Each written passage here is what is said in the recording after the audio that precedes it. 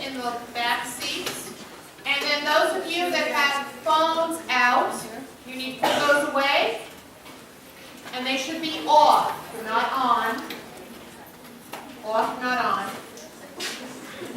And you're filling in all the seats all the way across. One more here. One here. I'm seeing some open spots. There's one there.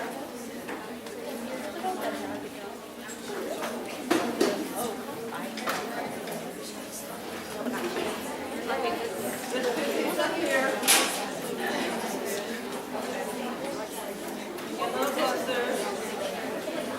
There's 50 here.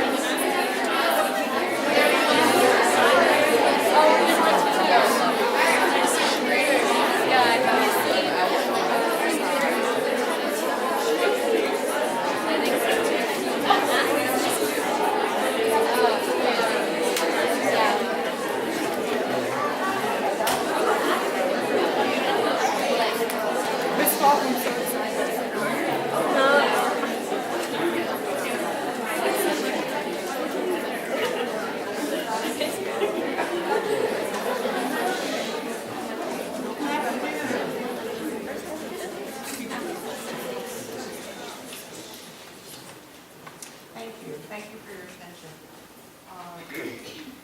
So I will start by saying that this is a very special day for us. I think we have done our Holocaust speaker visit. This is probably our 7th or 8th year doing this. You have, the group of you as sophomores, have spent the year focused on questions of moral issues, decision-making, responsibility of the individual to his or her community. You have grappled with stories of the Holocaust, or you're in the process of doing that. I know from Ms. Botch McGuinn that you just about finished your Holocaust unit in world history this week. And so you've been dealing with these questions all year, and that's with special purpose. We've designed the 10th grade curriculum that way, and we've worked very hard to interweave it between the literature that you read in English literature, the questions that you deal with in religious studies class, and then with the history that you look at in world history. So it's all woven together. We culminate that in a visit that we have today, and we are especially blessed and grateful for Dr. Harrison for arranging for her father-in-law, Lila's and Izzy's grandfather, to be with us today, her grandparents, and Lila's going to introduce them in a moment. But what I want to say before we get started is the reason why we do this every year at Notre Dame. And the reason is because at some point in time, our Holocaust survivors will not be here. And you have a special responsibility because you've studied the history, you've grappled with the questions, you have that responsibility to be the voice for the future. And to remember the stories that you've learned in class, and to remember the stories that you'll hear today, and to be able to say, yes, I understand what happened, and I am now a witness to what these people were a witness to. Okay, so it's a special responsibility, and we take it seriously. It's one of those serious moments at Notre Dame. And so now I'd like to introduce Lila, who will introduce her grandparents. Good afternoon, my fellow wolves. If you don't know me, I'm Lila Ullman. I feel very fortunate to be here today introducing two very important people in my life, Ilsa and Gunter Ullman, or my Omi and Opie. Gunter was born in Mannheim, Germany in 1922, and Ilsa was born in Vienna, Austria in 1927. As we've already studied in our history, English, and religion classes, Being Jewish in both of these communities was very dangerous as Hitler was rising to power.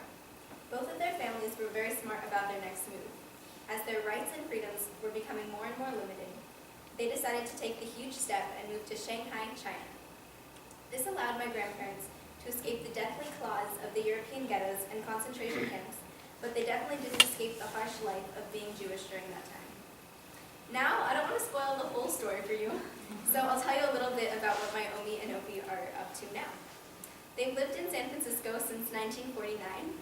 My grandpa, who's just about as in love with his city as he is with his wife, volunteers at the San Francisco Visitor Information Center. And over spring break, I was actually really lucky to be able to go to work with him one day. And I just saw his face light up every time he booked a bus tour or recommended an attraction. And my grandma volunteers at the Laguna Honda Hospital, where she chats with her coworkers just about as much as she works.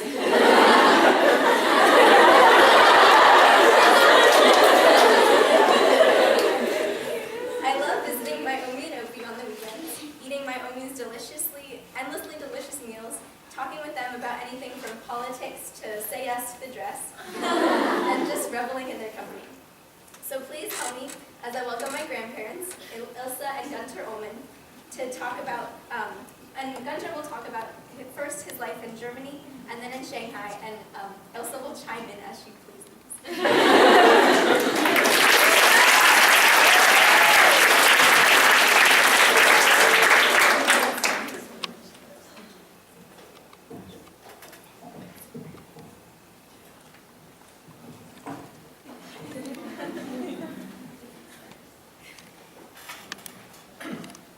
Thank you, Lila, for the wonderful introduction.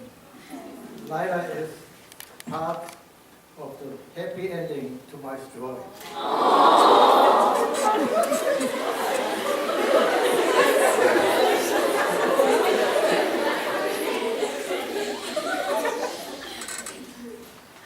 I'm very humble. I've never talked to so many people before, and I hope I'll deserve to have that talk to you today.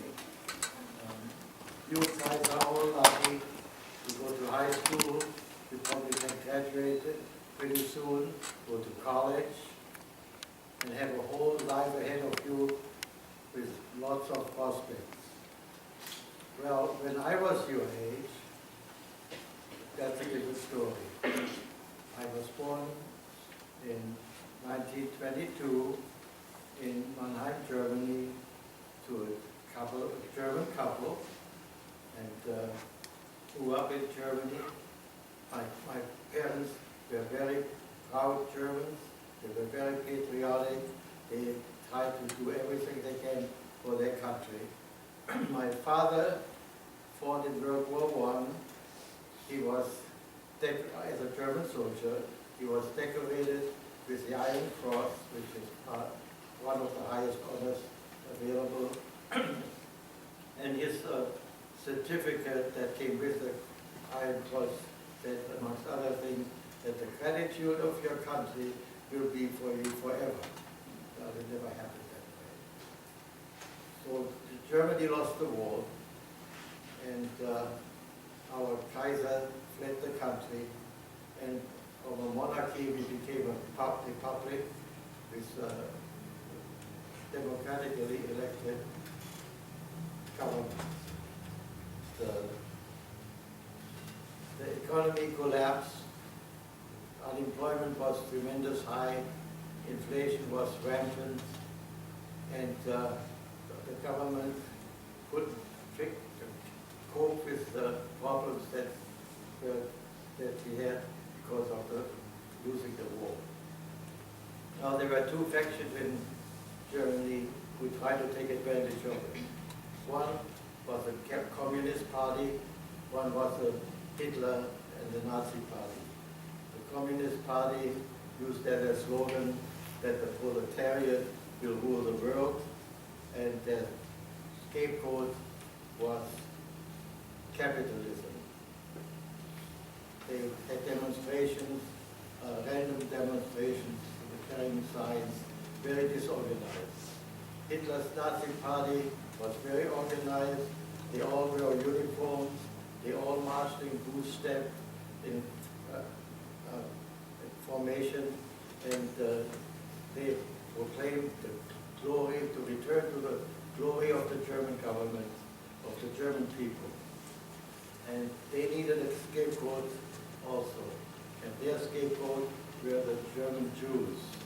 And we were German Jews. We didn't really believe what they said. Nobody believed, but this constant propaganda, people began to believe what Hitler and his Nazi hordes had to say. And then in 1933, he was duly elected, democratically elected, and the moment he took power, he dissolved parliament and he ruled by decree.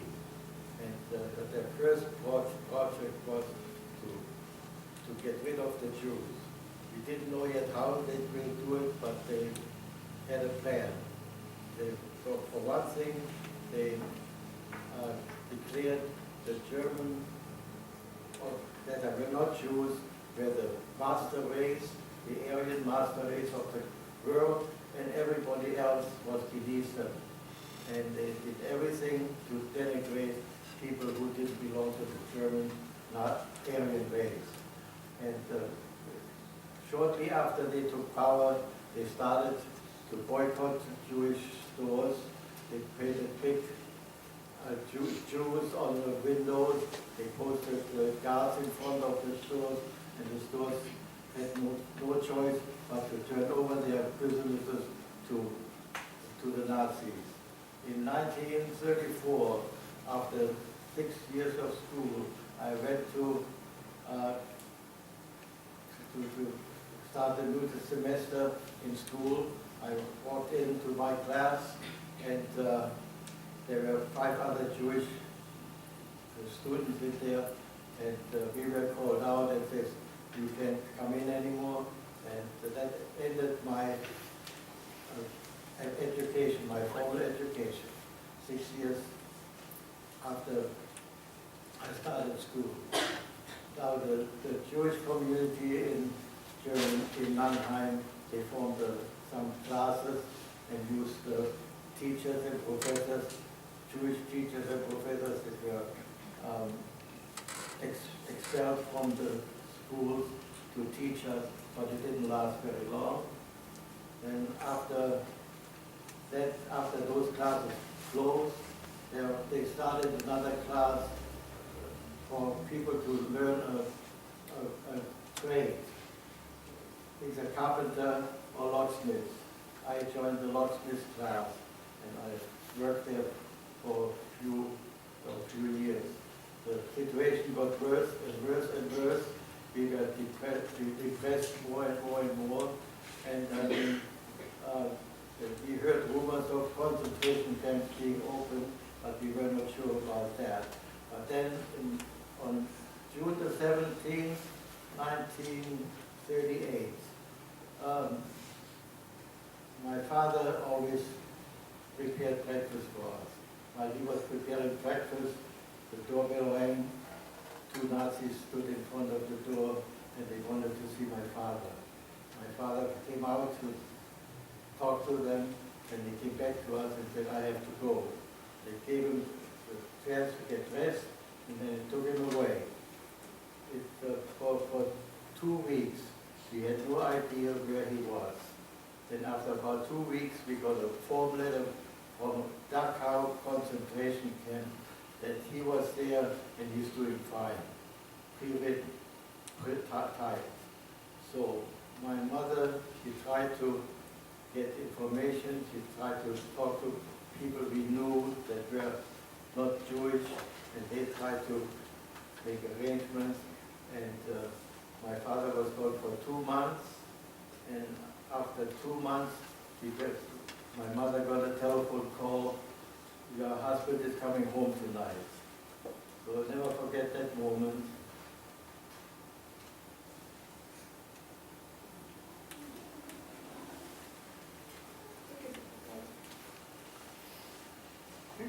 We were sitting in the bedroom, my mother on one side, my brother and I on the other, and the door opened, my father came out, and I never forget what I saw.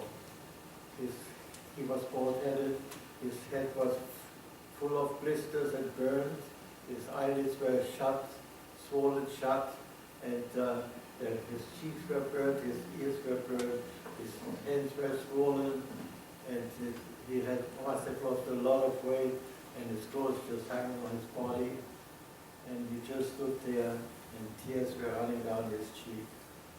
And I never forget that moment. That's what people can do to people. It's unbelievable. So my mother nursed him back to health, as what my people. And we tried to leave Germany. We tried to go to the United States. The American government had a quota for German people. They only let in so many a year. Our number was so high that it would have taken years for us to go to the United States. And my father, he went from consulate to consulate, North America, South America, all over the world, but nobody would take any Jews. And so we just sat there and tried, and nothing happened. Then towards the end of October, a French Jew in Paris killed an employee of the German embassy in Paris. The Nazis took that opportunity to build up a frenzy of hatred for the Jews. The Jews have declared war on Germany.